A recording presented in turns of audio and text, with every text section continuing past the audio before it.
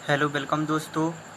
इसके बाद हम सप्ताह 6 जो कि अभ्यास टेस्ट पेपर कक्षा 8 का है, तो इसका पूरा हल मैं बताऊंगा। तो आपका सप्ताह 6 का भी आ गया है।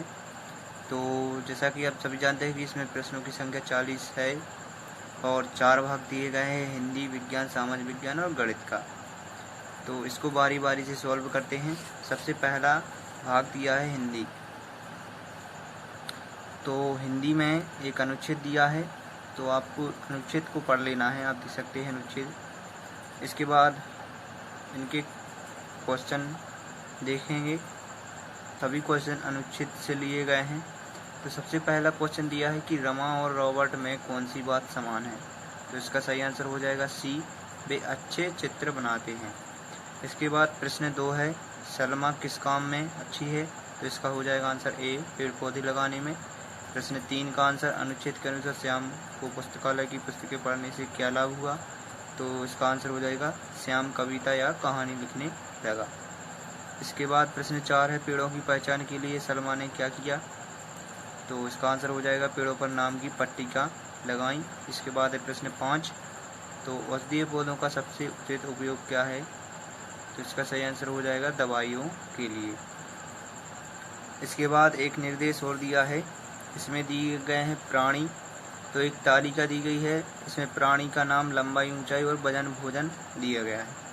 जैसे कि डायनासोर दिया है, तो डायनासोर की लंबाई एवं ऊंचाई 30 से 40 मीटर दी गई है। वजन दिया है 28.3 से 58 मीट्रिक टन तक और भोजन है इसका शाकाहारी। इस प्रकार से सभी प्राणियों के लंबाई, वजन और भोजन दिए गए हैं। तो इसके अनुसार आगे के प्रश्न सॉल्व करेंगे। तो प्रश्न क्रमांक 6 दिया है, वजन के आधार पर तालिका में दिए गए प्राणियों का सही घटता क्रम क्या है। तो सही घटता क्रम हो जाएगा आपका सी, सबसे बड़ी होती है नीली व्हेल, और उसके बाद होता है डायनासोर, उसके बाद हाथी और इसके बाद मगरमच्छ, इसके बाद शुतुरमुर्ग। इसके बाद है प्रश्न 7, केवल शाकाहार पर जीवित रहने वाले प्राणी कौन है। तो इसका सही आंसर हो जाएगा आपका बी। इसके बाद प्रश्न 8, तालिका के अनुसार वजन की दृष्टि से सबसे अधिक और सबसे कम भारी प्राणी कौन है। तो इसका सही आंसर हो जाएगा सी, नीली व्हेल और शुतुरमुर्ग। इसके बाद प्रश्न 9 है, तालिका में दिए गए प्राणियों में चर प्राणी कौन है। तो इसका सही आंसर हो जाएगा डी, नीली व्हेल और मगरमच्छ। तो इसका लास्ट प्रश्न दिया है हिंदी का। तो इसमें पूछा गया निम्न शब्दों में कौन सा शब्द हिंदी भाषा का है। तो इसका सही आंसर हो जाएगा सी, हाथी शब्द है जो हिंदी भाषा का शब्द है।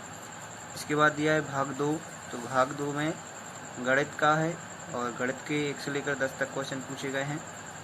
तो सबसे पहले प्रश्न का आंसर हो जाएगा बी, सेकंड का बी, थर्ड का सी और 4 का आंसर हो जाएगा आपका ए, 5 का हो जाएगा बी। इसके बाद प्रश्न 6 का आंसर हो जाएगा आपका सी वाला सही आंसर। इसके बाद प्रश्न 7, तो प्रश्न 7 का हो जाएगा आंसर ए। प्रश्न 8 का आंसर हो जाएगा डी। तो प्रश्न 9 का आंसर हो जाएगा आपका ए और प्रश्न 10 का आंसर हो जाएगा आपका डी। इसके बाद दिया है भाग 3। तो भाग 3 में विज्ञान है और विज्ञान के 1 से लेकर 10 तक क्वेश्चन पूछे गए हैं। तो सबसे पहले का आंसर हो जाएगा आपका सी, सेकंड का हो जाएगा सी, थर्ड का हो जाएगा ए, 4 का हो जाएगा आंसर सी और 5 का आंसर हो जाएगा आपका सी। तो प्रश्न 6 दिया है, तो प्रश्न 6 का आंसर हो जाएगा बी। प्रश्न 7, इसके बाद प्रश्न 7, तो प्रश्न 7 का आंसर हो जाएगा आपका बी। इसके बाद है प्रश्न 8। तो प्रश्न 8 का हो जाएगा आंसर ए और प्रश्न 9 का हो जाएगा डी और इसका लास्ट प्रश्न दिया है, तो इसका 10 का आंसर हो जाएगा आपका डी। इसके बाद आता है भाग 4 और भाग 4 तो इसमें भी 1 से लेकर 10 तक क्वेश्चन हैं। तो सबसे पहला क्वेश्चन दिया था कि सिविल सेवा परीक्षा में भाग लेने की न्यूनतम आयु सन 1876 ईस्वी में की गई। तो इसका सही आंसर हो जाएगा सी, 19 वर्ष। प्रश्न 2 का आंसर हो जाएगा अंग्रेजों द्वारा लागू की गई रैयतवाड़ी व्यवस्था किससे संबंधित थी। तो भू राजस्व का निर्धारण से संबंधित थी। और प्रश्न 3 का हो जाएगा आपका बी, राजा राम मोहन राय। इसके बाद है प्रश्न 4।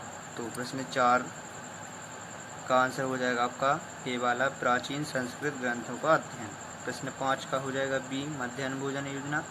और प्रश्न 6 में पूछा गया था पृथ्वी की सबसे भीतरी परत है, तो इसका आंसर हो जाएगा बी वाला, नीफ है।